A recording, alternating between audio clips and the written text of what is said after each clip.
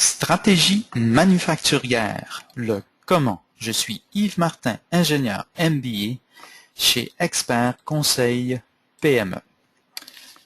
Impossible de bâtir une stratégie gagnante sans prendre du recul. Un diagnostic, pour être utile, doit être réalisé dans le but d'orienter nos actions, c'est-à-dire pour prioriser un ou deux projets et pour produire un plan d'activité par projet. Voici les principaux éléments à considérer pour notre diagnostic. 1. Méthode de travail, donc génie industriel et MPA pour meilleure pratique d'affaires. 2. Organisation, 5S, planification de la production. 3. Flux des matières et de l'information. 4. Supervision. 5. Sous-traitance et finalement 6. Logistique. Premier élément, première étape, c'est déterminer les gaspillages, qu'ils soient de nature atelier comme les MUDA ou un peu plus général comme les inefficacités administratives. Deuxième étape, il s'agit de relier les gaspillages aux moyens que l'on utilisera pour les éliminer. Donc, il faut déterminer les bons moyens d'éliminer les gaspillages. Cela demande du doigté et cette étape est critique. On peut, comme par exemple à l'écran, utiliser un logiciel expert reliant les gaspillages aux meilleures pratiques d'affaires ou, bien sûr, utiliser l'expertise d'un expert pour identifier et relier les gaspillages aux meilleures pratiques d'affaires. Et troisièmement, il faut prioriser les moyens identifiés, c'est-à-dire les moyens pertinents à vos opérations et à votre contexte d'affaires. Il existe deux catégories de moyens, ceux associés à l'organisation ou au MPA, c'est-à-dire aux meilleures pratiques d'affaires, et ceux demandant des investissements.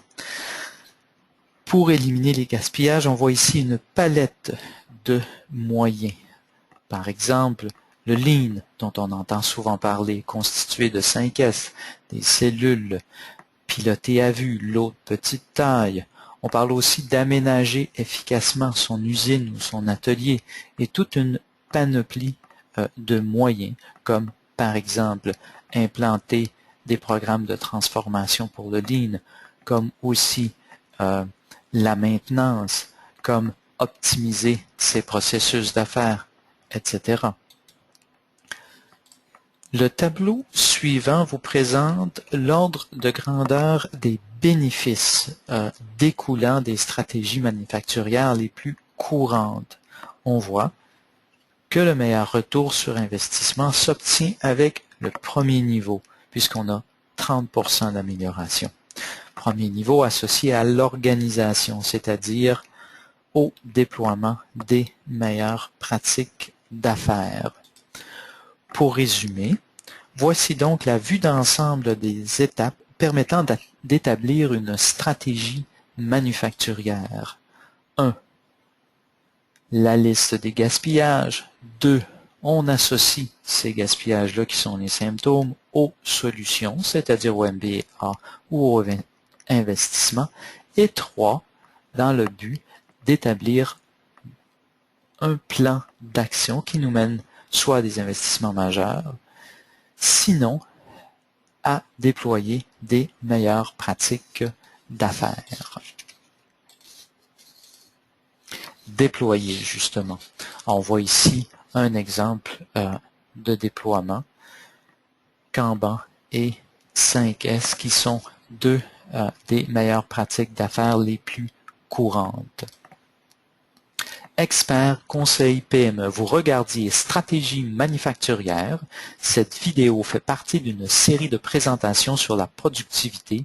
Voyez les autres sujets à www.expertconseilpme.com au singulier, en un seul mot.